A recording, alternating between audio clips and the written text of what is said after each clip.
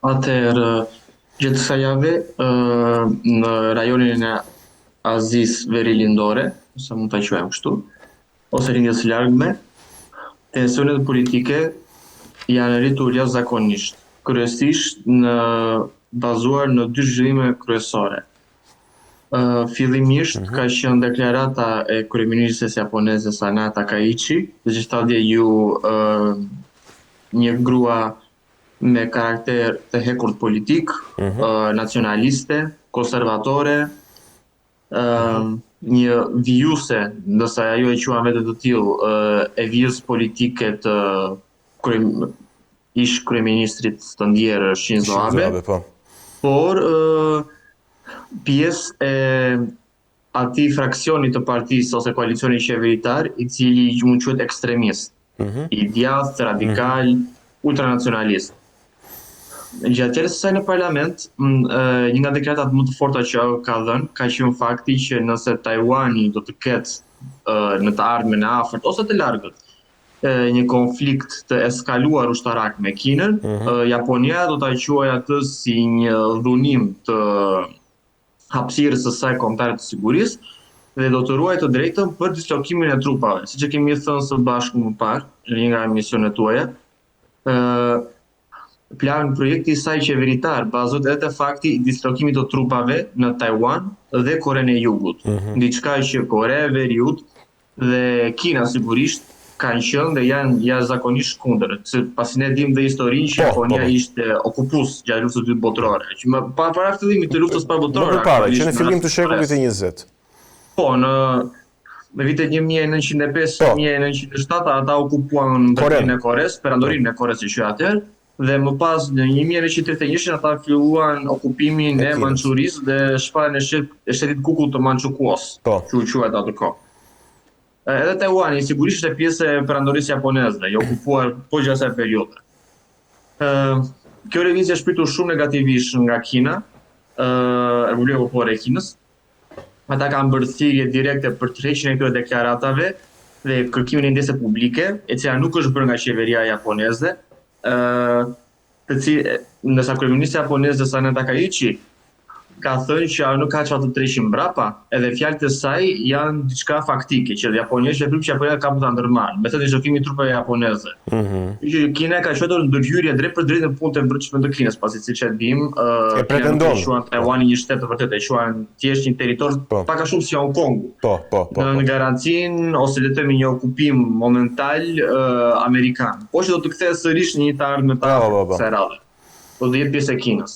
Ashtu si dhe Taiwani e quan qeverinë aktuale kineze, qeverinë komuniste kineze, e quan një qeveri që nuk përfaqëson gjithë popullin kinez, pasi Taiwani nuk është pjesë e saj. Dhe Taiwani është më nacionalist në disa aspekte se Kina, për sa i përket le të themi bashkimit ose territoreve të vjetra kineze. Gjithsesi, dhe elitat taiwaneze në Taipei e kanë pritur shumë negativisht këtë deklaratë të kryeministres Takaichi, dhe ka qenë shumë të forta nga të dyja palët, dhe nga pala kineze dhe nga pala taiwaneze, duke theksuar që të dyja vendet janë vende sovrane dhe nëse Japonia siç supozohet të jetë në fjalë në marrëdhënien midis dy vendeve, e shikon Taiwanin si një shtet sovran dhe independent, kjo do thotë që fjalët e saj janë krejtësisht pa kuptimta, me fjalë për dislokim trupash, protektorat e të tjerë. Njëkohësisht, ky eskalim po prek edhe pak a shumë Rusinë, pasi një nga pikat kryesore përveç Taiwanit ka qenë debatet ditëve të fundit mbi ishujt e veriut që ata i quajnë, ose Kurilet e Jugut. Po. Kurilet janë një arkipelag shumë i madh, po ata kanë 3-4 ishuj, disa mikro ishuj që janë afër Hokkaidos. Përfshin edhe Sahalinin aty?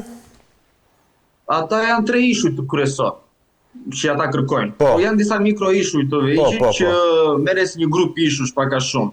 Po që Rusia ka qenë nga viti 1945 apo.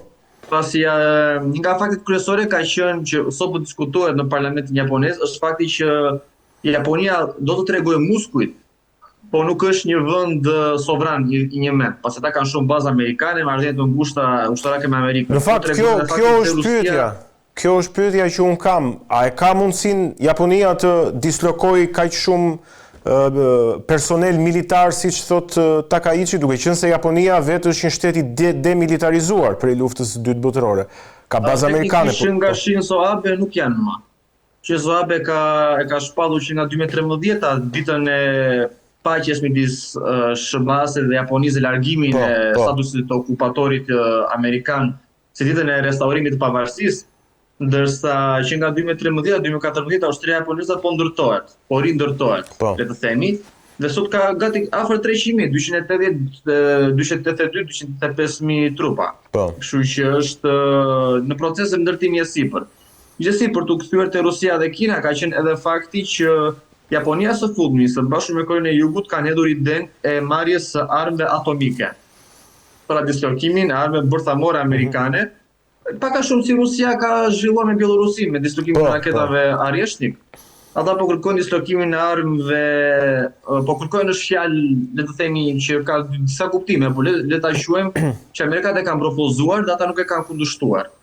Dislokimin e armëve atomike në Korenë e Jugut dhe në Japoni, gjë që i shto tensionet, pasi siç e tham, Hokkaido nga territoret ruse, pavarësisht se si Japonia i quajnë ato të okupuar apo jo, është diku te 30 minuta, një gjë e tillë nga Korea e Jugut dhe diku te një orë nga Sahalini, ku është nga bazat më të mëdha ushtarake detare të Rusisë në paqësor. Njëkohësisht, në dislokimi i armëve atomike tregon që ky rajon po nuklearizohet në gradën totale, pasi Korea dhe Jugut ka armë bërthamore, Kina ka sigurisht, Rusia ne dim që është një nga 40% më të mëdha bërthamore të botës, dhe nëse Korea e Jugut dhe Japonia do të kenë armë të pavarësisht ato do të jenë amerikane, le të quajmë. Patjetër. Kjo do të thotë që gjithë rajoni tani është një rajon nuklear. Ndërsa nëse që mbaj mend para diku tek 3-4 vitesh, ose para 5 vitesh në kohën e presidentit Trump, mandatit të parë, ishin tentativa për ta denuklearizuar totalisht dhe Korenë, po dhe pjesën e detit të Kinës që ne i quajmë, ose pjesën e Kurileve, që mos kishte as ndërsa bërthamore, as armë të këtij lloji. Gjithsesi, kjo diskutimet akoma vijojnë mbi këtë aspekt, nuk është deklaruar asgjë në një datë fikse ku mund të bëhet dislokimi i armëve ose do arrijë një gjë tillë, pasi kjo do të kërkojë dhe kontratë edhe garanci, pasi janë armë bërthamore, ne dimë që duhet të mbajtur, duhet të jenë specialistë veçantë që duhet i shikojnë e të tjerë. Pavarësisht kësaj, ana kineze e ka bërë të qartë qëndrimin e saj kategori kundër gjithashtu edhe kësaj mase, pra marrjes së armëve atomike të Koreas së Jugut edhe të Japonisë. Ata nuk kanë bërë deklaratë zyrtare, le ta quajmë, që të thonë që ne jemi kategorisht kundër kësaj e do të munduemi ushtarakisht, pasi kjo është çështje që tek e fundit kinezët janë të kujdesshëm, ne e dimë, nuk duan të kalojnë disa vija të kuqe që nuk kanë më kthim brapa. Por që në çështjen e Tajvanit, ata e kanë bërë të qartë që nuk do të trishen brapa dhe nëse një këmbë ushtar japonez do të dislokohet në Taiwan, atëherë kjo do të thotë luftë e hapur. Aktualisht Kina ka bërë thjesht qytetarëve të saj që të mos udhtojnë më për në Japoni. Linjat ajrore kineze janë në funksionalitet të plot për të tërhequr gjithë qytetarët kinezë nga Japonia. Ata kanë shpallur gjënien e alertit, pra që ka rrezik midis dy vendeve, që qytetarët mund të mbeten aty, mund të arrestohen, mund të merren si pejë lufte e të tjerë, ose të intimidohen e të tjerë.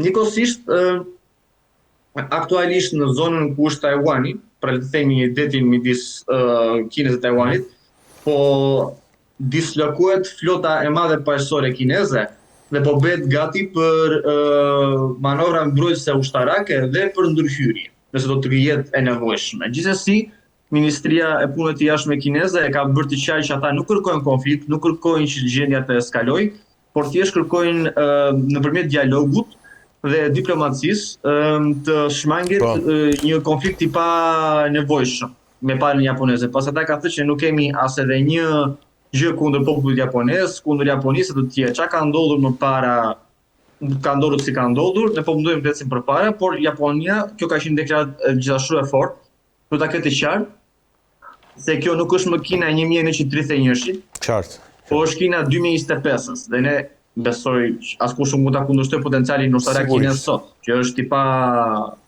krahasimi Japoninë. Japonia ka 120 milion banor, një gjë e tillë, besoj që Kina aq ka gjysmën e Austrisë. Qartë.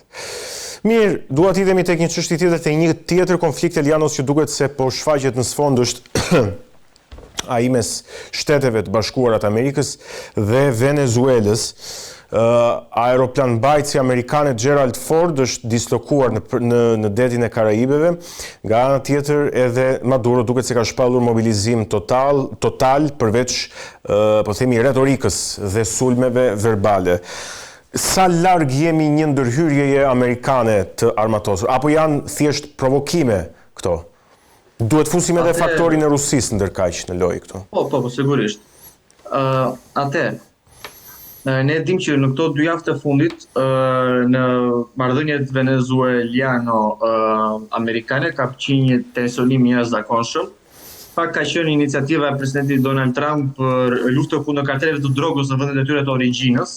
Në një farë mënyrë në këto është prekur edhe Venezuela, dosa ata nuk se janë një vend kryesor i karteleve, pasi ne dim që është Kolumbia, Meksika, vende që janë kryesisht afër Amerikës ose që kanë shumë marrëdhënie historike me kartelet e drogës, e di quhen, me tregjet amerikane.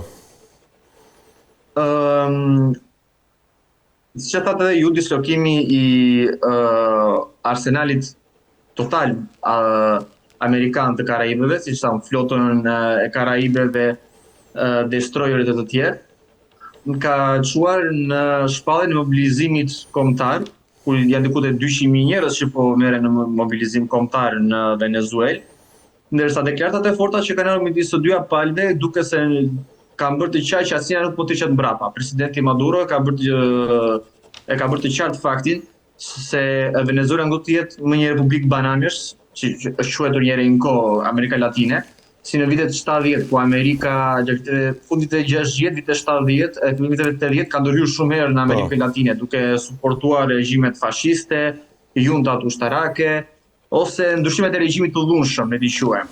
Në rasti fundit, nëse unë nuk gabuam, ka qenë në Honduras në fillim viteve 80. Që ata madje do okupuan Hondurasin, vendosin një qeveri kukull, po pastaj u rrëzua shumë shpejt pasi nuk pati suport të tjerë.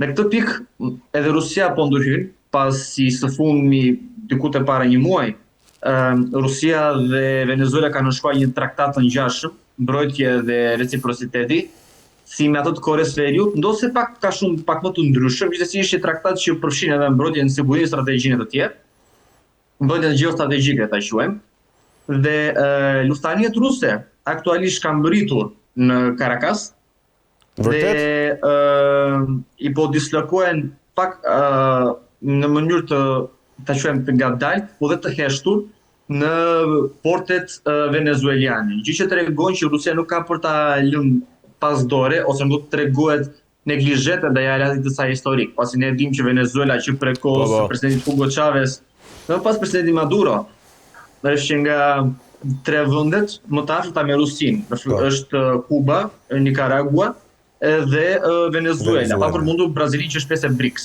edhe Argentina që ishte për një farë kohe shumë afërt me Rusinë para presidentit aktual. Gjithsesi, pavarësisht të mobilizimit kombëtar në mediat ose në saktë publikun e gjerë venezuelian, ka qenë një gjë interesante nëse do të shikohet në intervistat e njerëzve. Shumë thonë që Maduro është diktator, dhe ndoshta pasi unë nuk jam venezuelian, nuk mund të them po ose jo, po që ka metoda autoritare qeverisje, ne të gjithë e dim, statist, centralizues, me dorë të hekurt, bazuar kryesisht te ushtria, pra një regjim i afërt me atë të Hugo Chavez, sa mund ta quajmë. Por që në një farë mënyre, ajo që presidenti Trump po bën, duke kërkuar të ndërhyjë ushtarakisht për ndrimin e regjimit, duke se legjitimon atë të Maduros. Pra, nga një tiran, nga një diktator ose një lider autoritar i cili përdorte dhunën ose pushtetin e medias ose shërbime sekrete ose dhe kartelet të drogës që ai quhet që bashkëpunon me ato të tjerë, për të mbajtur pushtetin në vend, me ndërhyrjen ushtarake amerikane që është një dhunim i kartës OKB-s, është një dhunim i pavarësisë dhe suverenitetit të një vendi, dhe gjithashtu është një dhunim i të drejtës kombëtare të një populli për të zgjedhur qeverinë e tij, pasi një qeveri tjetër do të promovohet me anë të armëve, jo nëpërmjet zërit të popullit brenda vendit të tyre, duke se kjo jep legjitimitet Maduros. Pasi, siç e tham, ai kalon nga figura një tirani, një diktatori në figurën e një mbrojtësi, një shtetari i vendas, i cili po mbron vendin e tij kundrejt okupatorit të huaj ose gringove që ne i quajmë. Siç e quajnë amerikanët latinë, amerikanët e veriut. Kështu që në këtë pikë po krijohet një lloj kontradikte e çuditshme, faktin që Trump kur thotë që ai nuk do të ndërhyjë në vend, po ai po shpalo gjithë arsenalin e Karaibeve në brigjet e Venezuelës, gjë që është një tregim forcë i Amerikës, nuk është thjesht për të luftuar kartelet e drogës, pasi ne dimë që nëse Amerika do të kërkojë thjesht kartelet e drogës, nuk ka siç e thatë ju, dislokohen gjithë destroyerët, luftanijet e të tjerë para një vendi që është një shtet i Amerikës, pak a shumë sa Florida ose sa Nevada, nëse ta marrim sipërfaqen e Venezuelës, nëse GDP-ja venezueliane nuk i krahasohet me asnjë të shtetit amerikan.